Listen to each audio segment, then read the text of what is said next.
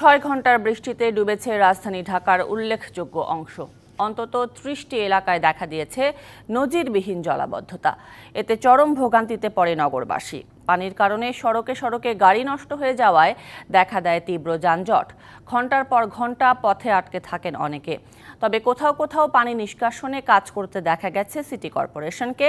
শনিবার বৃষ্টি কমে যাবে বলে জানিয়েছে আবহাওয়া অফিস।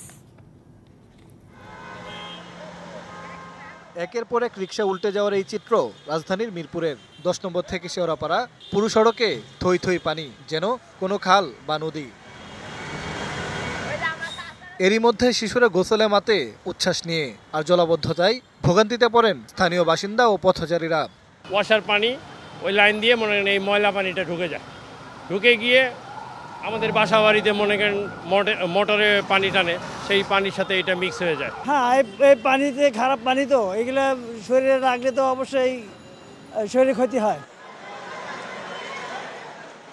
গ্রিন রোড তলিয়ে যাওয়ায় ভোগান্তিতে পড়া বড় অংশই মেডিকেলে সেবা নিতে আসা মানুষ। এই তো সব মানুষ দাঁড়াই রয়েছে, অফিসে সব দাঁড়াই রয়েছে, কোনো মানুষ উঠে বাইরে পারে না। অবস্থা তো ভয়াবহ। আমরা নামাজ পড়তে আছি, এখন আটকে গেছে, সবাই দেখেন সিরিয়াল দাঁড়িয়ে রয়েছে, যাওয়ার কোনো উপায় পাইতেছি না। ধানমন্ডি 27 নম্বর সড়কের দুপাশেও শুধু পানি আর পানি। কাঠের গুঁড়িকে নৌযান বানিয়ে চলাচল করছে কেউ কেউ। নৌকা চালাচ্ছি, হ্যাঁ ভালো লাগতেছে। আবার রাস্তা পারে পারে কেউ ব্যবহার করছে ভ্যান, রিক্সা। সকাল থেকে প্রচুর বৃষ্টি, বের হতে যাচ্ছে না, কিছু বাজার সদাই করা যাচ্ছে না। সেগুনবাগিচা, পল্টন এলাকায় দোকানে ও বাসাবাড়িতে পানি ঢুকে পড়ায় চরম ভোগান্তিতে বাসিন্দারা।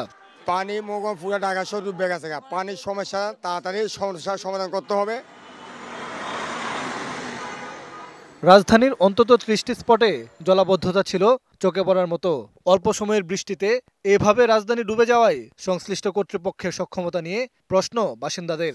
আপনারা শুধু মুখে মুখে বলতেছেন যে উন্নয়ন হচ্ছে উন্নয়ন হচ্ছে, এগুলা কি উন্নয়ন? আজকে আমার ভার্সিটিতে 2টার সময় পরীক্ষা, আমি বের হয়েছি 12:40, এখন কয়টা বাজে? ফিটনেসবিহীন গাড়িগুলো চলতেছে, এগুলো চলতে চলতে আমার রাস্তার মধ্যে অফ হয়ে যাচ্ছে।